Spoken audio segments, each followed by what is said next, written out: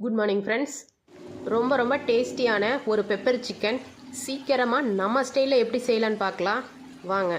அதுக்கு ஃபஸ்ட்டு அடுப்பில் ஒரு கடாய் வச்சு அது லைட்டாக ஹீட் ஆனதும் கொத்தமல்லி, சீரகம், மிளகு, 2 பட்டை, கருவேப்பிலை போட்டு லைட்டாக ஹீட் பண்ணி ஒரு மிக்சி ஜாரில் நைஸாக அரைச்சி வச்சுக்கோங்க.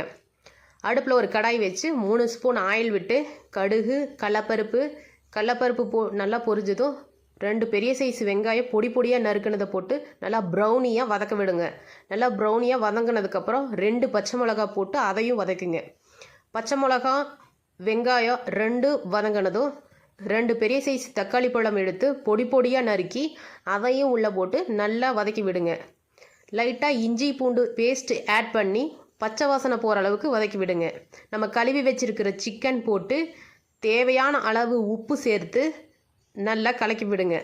சாம்பார் தூள், மஞ்சள் தூள், அரைச்சி வச்சுருக்கிற பெப்பர் பவுடர் 3ஐயும் சேர்த்து நல்லா கலக்கி 1 டம்ளர் தண்ணி ஊற்றி மூடி போட்டு மூடி வச்சுருங்க.